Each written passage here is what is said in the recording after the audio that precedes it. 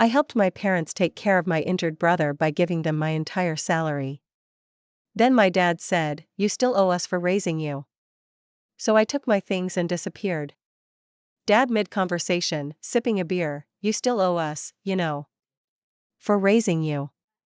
Me staring at him in disbelief, "Right. Got it." I turned, walked inside, and started packing. I'm not the type to post stuff like this, but I've lurked on this subreddit long enough to know some of you might understand what it feels like to give everything to a family who doesn't even see you. My name is Selena, I'm 38, single, no kids, and until recently I was the kind of daughter who would have dropped everything, literally everything, to help her family. And I did. I dropped my job, my friends, my relationship, my life. For them. I grew up in Sycamore, Illinois. Small town. Everyone knows everyone.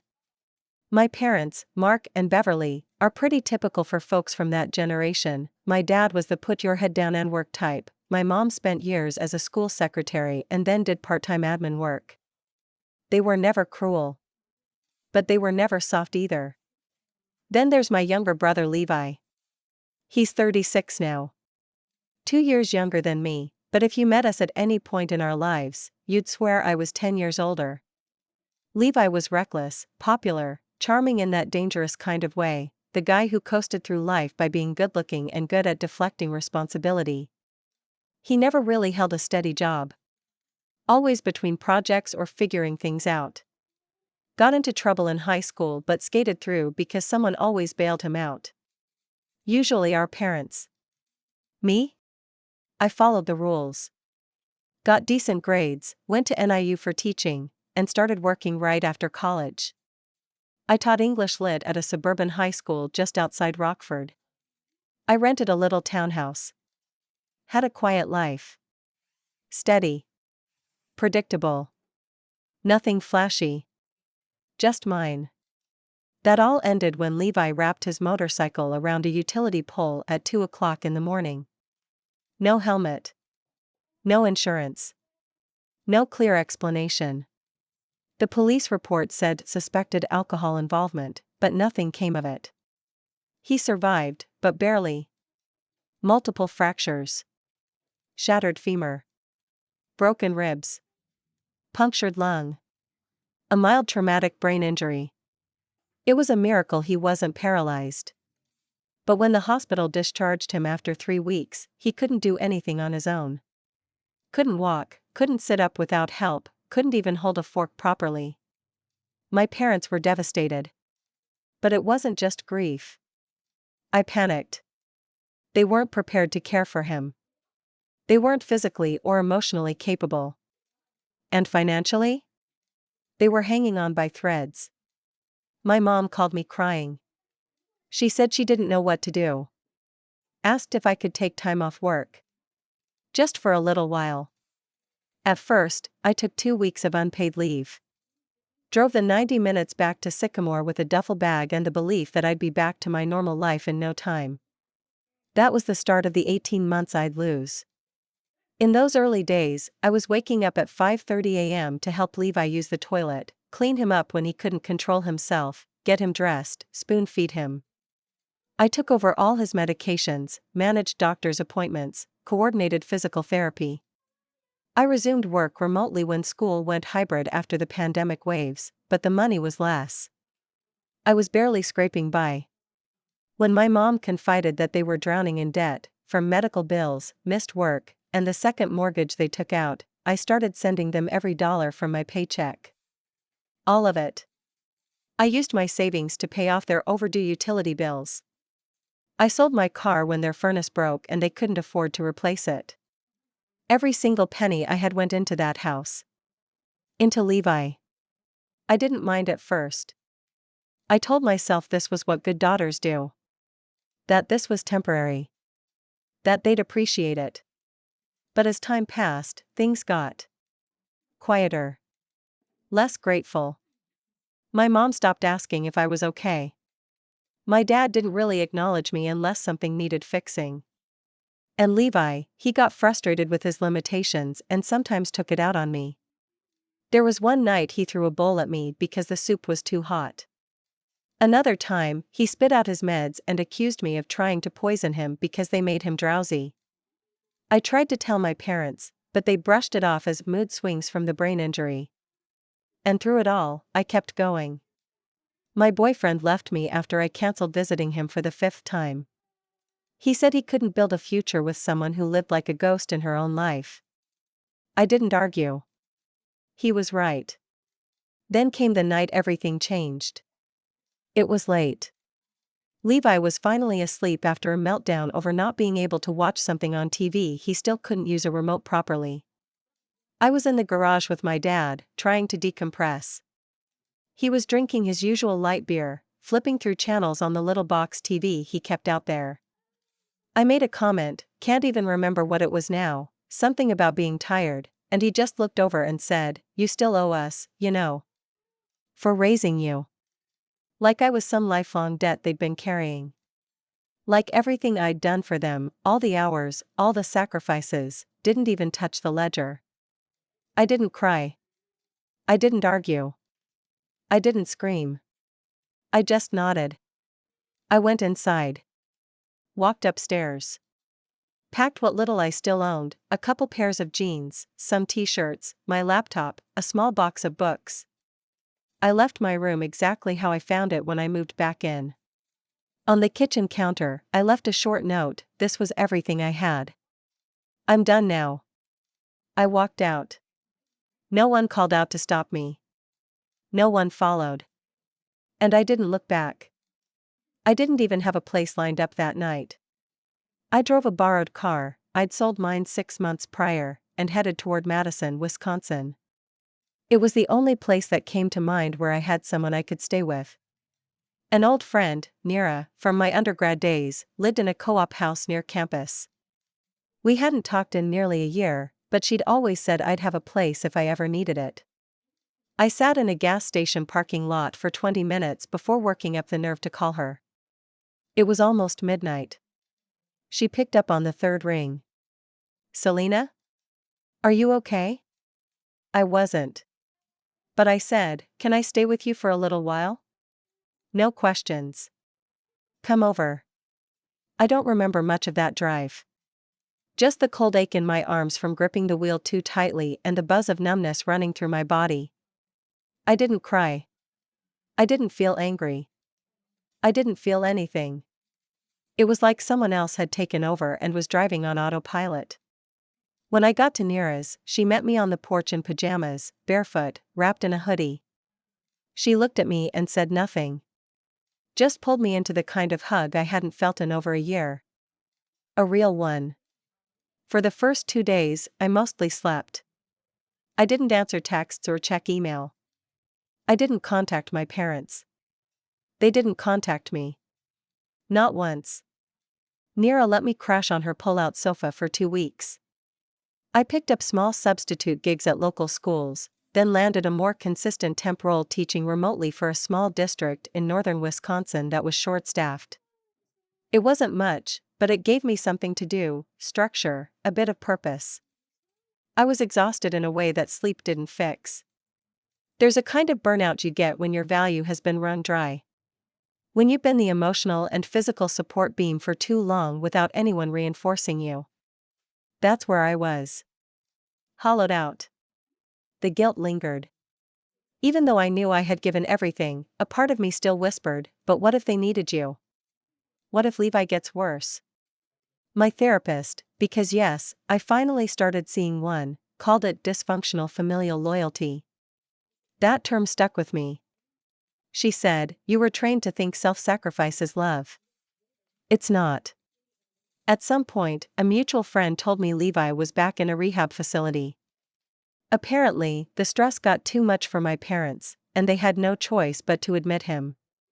I felt a strange swirl of emotions, relief, mostly, and then guilt for feeling relieved. But mostly, I felt distant. Like I'd stepped back far enough to finally see how warped the whole situation was. Around the 3rd month away, I got a call from the high school where I'd worked before all this started. My old principal, Mrs. Jennings, said a long-term teaching position had opened up again. She'd heard I was back in circulation and asked if I was interested. It felt strange being wanted. Valued.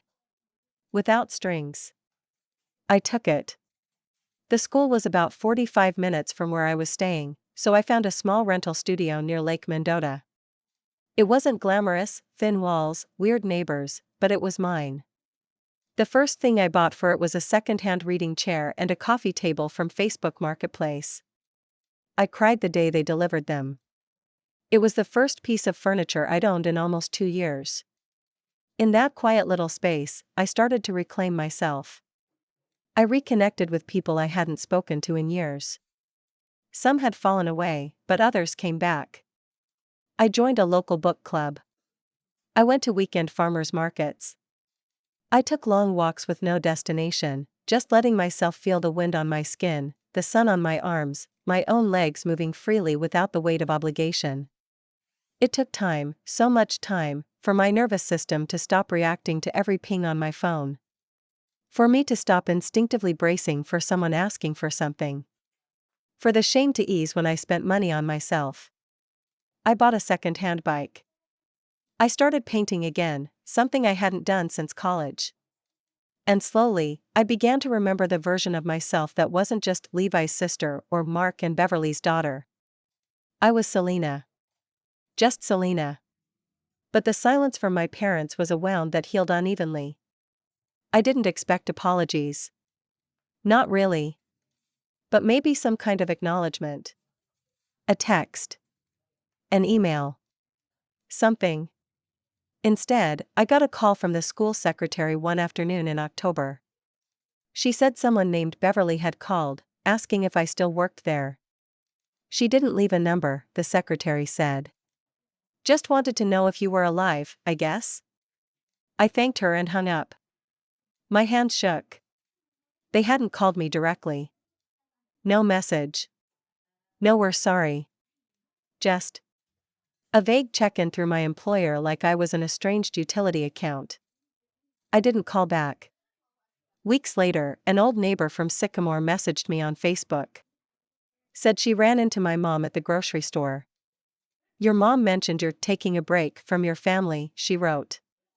She seemed kind of cold about it, like you just wandered off. That burned.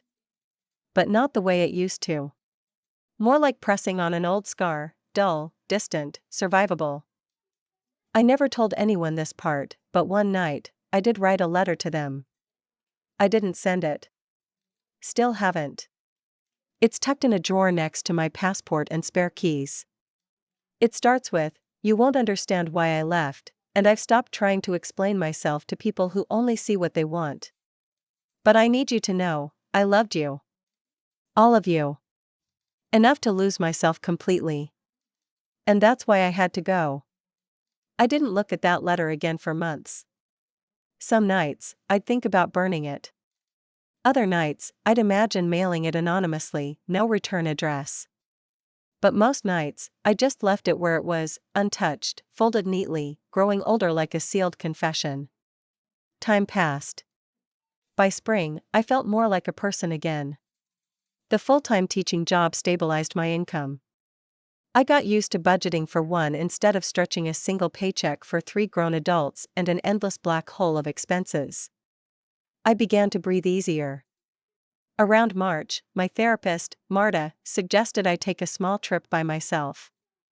Even on the weekend, she said. Just go somewhere where you aren't reachable. Let your nervous system rest. I hadn't been on a vacation in over 5 years. The idea felt indulgent. But I booked a quiet Airbnb near Bayfield, along the Lake Superior shoreline. It was a converted boathouse with chipped paint and old furniture, perched right over the water. It felt like it belonged to someone who had once had a life full of stories and chose, one day, to disappear into the trees.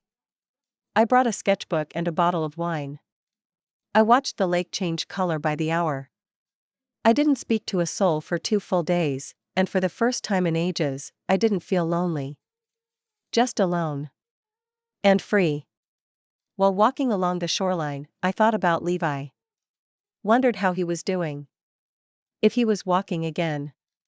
If he still had fits of rage or if the therapy was helping. I didn't miss him. But I wished, in a vague, distant way, that we'd had a different kind of relationship. One not built on need and guilt. I didn't dwell on it. I didn't reach out. That silence had its own language, and I was finally learning to speak it. Back home, life kept rolling forward in small, steady pieces. I started dating again. Slowly. Carefully. I wasn't looking for anything serious, just someone to talk to, maybe go to dinner with. The first few dates were awkward. I felt like a broken appliance that had been put back on the shelf without a manual. But then I met Jonah. He was an EMT who volunteered at the local wildlife rescue on weekends. He had kind eyes and a crooked smile, and he didn't ask invasive questions. On our third date, we sat on a park bench for hours, just watching ducks and passing a thermos of coffee back and forth. I told him I'd gone through some family stuff. He just nodded and said, "I get it. Same here." That was all. No pressure. No fixing. Just understanding. Around the same time, I started hearing through distant grapevines that my parents were telling people I'd abandoned them. That I'd left without a word. That they didn't know why. An old teacher of mine, Mr. Holloway, ran into me at a coffee shop one day and said, "Your mom came to the church rummage sale. Asked if I'd seen you. She said you're in some kind of phase. Is everything okay?" I just smiled and said, "Everything's better than it's been in years." He nodded. Didn't press. What surprised me the most was how little it hurt to hear those things. 2 years ago, I would have fallen apart, desperate to clear my name, to explain. Now? It was like watching someone else's drama unfold from a distance. I didn't owe them that emotional labor anymore. I had finally stepped out of the role I'd been cast in. But healing, I've learned, isn't a straight line. One day in late June, I got a call from a number I didn't recognize. I let it go to voicemail. It was my mother. Her voice was older than I remembered. Not fragile, my mother never allowed herself to be fragile, but strained. "Hi. It's your mother. I don't know where you are or what you're doing, but your father had a small stroke last week. He's doing okay. I thought you should know. That's all. No, please call. No, we'd like to hear from you." Just information, dropped like a rock in a well. I played the message 3 times. Sat there staring at the phone, trying to decide if I felt obligated, or worried, or even remotely compelled to respond. I didn't. Not because I didn't care, but because I knew what would happen if I did. If I called, they'd draw me back in. I'd be the responsible one again. The fixer. The nurse. The salary. They wouldn't say they were sorry. They wouldn't acknowledge what happened. It would just be assumed that I was done with my phase and ready to resume my place in the family machine. So I deleted the voicemail. A week later, I got a postcard in the mail. No return address. But the handwriting was unmistakably my father's. It read, "Selena, I don't know if you still read these. I'm sorry for what I said. You're a good daughter. Dad." That was all. 5 sentences on the back of a weathered postcard with a picture of a bald eagle on it. It didn't undo the past. But it was something. Maybe the closest I'd ever get to an apology. I kept it. Didn't write back. I wasn't ready for contact. But I was ready to let go of some of the anger. Not for them, but for me. The more space I put between myself and that house, the more I realized how much of my life I had spent trying to earn affection that should have been given freely. I had chased approval, gratitude, even the tiniest glimmer of acknowledgement like it was oxygen. And now, having gone without it for this long, I had learned something wild: I could breathe just fine on my own. Summer rolled into fall. I kept the postcard in a drawer, along with the letter I never sent. 2 little time capsules. One full of the words I needed to say, the other containing the words I never thought I'd hear. But I didn't respond. I didn't need to anymore. In October, something happened that felt like fate, or karma, depending on how you view the world. I was invited to speak at an education conference in Chicago. It was a last-minute invite, one of the panelists dropped out, and someone who'd read my recent published essay on teacher burnout thought I'd be a good replacement. I almost said no. But Jonah encouraged me. Go, he said. People need to hear your voice. So I went. The conference was held at a downtown hotel, one of those polished places with uncomfortable chairs and strong coffee. The panel went surprisingly well. I shared parts of my story, not the family stuff in full detail, but the toll that emotional caregiving takes on professionals, especially women. How we're often expected to be everything for everyone, even outside the classroom. People nodded. Some took notes. Afterward, a few attendees came up to thank me. A woman told me she felt like I had narrated her life. That night, walking back to the hotel, I passed a small bistro on Michigan Avenue, and that's when I saw her. My mother. Sitting at an outdoor table, bundled in a beige wool coat, sipping wine. Across from her was a family friend, one I hadn't seen since childhood. I froze. She hadn't seen me yet. She looked the same, rigid posture, tired eyes, perfectly styled hair. And suddenly, the weight of her opinions, her expectations, her silence, all of it, just lifted. I didn't go up to her. I went back to my hotel and wrote a new version of the letter. A real one.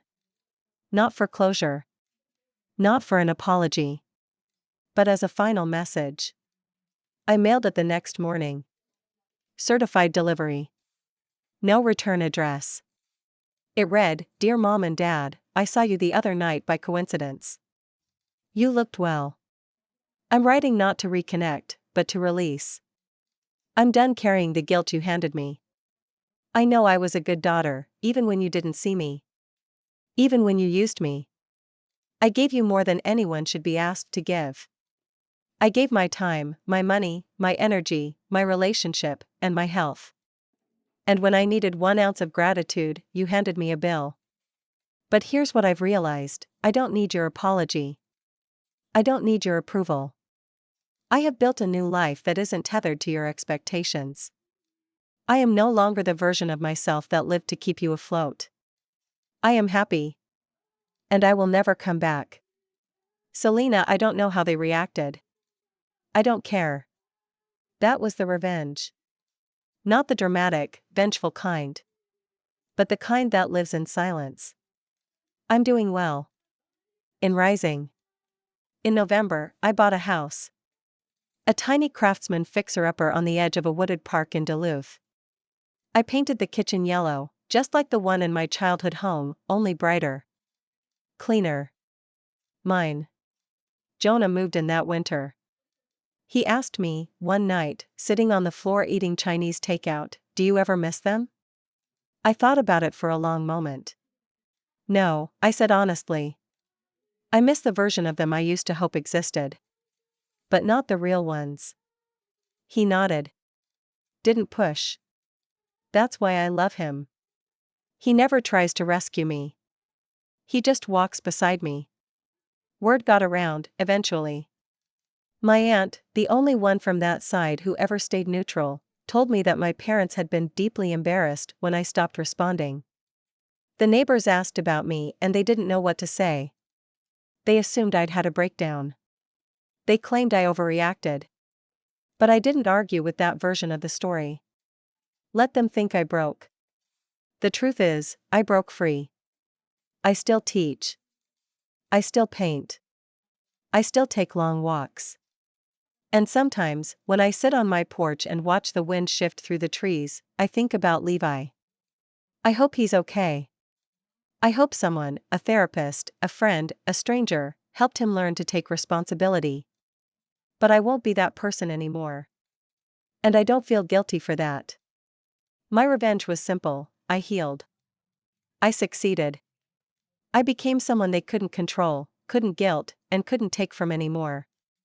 I built a life so good, they no longer had access to it. That's the kind of peace no apology could ever offer. I gave up 18 months of my life, my savings, and my freedom to take care of my injured brother and broken parents. After all I did, my dad told me I still owed them for raising me. So I left without a word, rebuilt my life from scratch, and became everything they never expected: happy, independent, and completely out of their reach.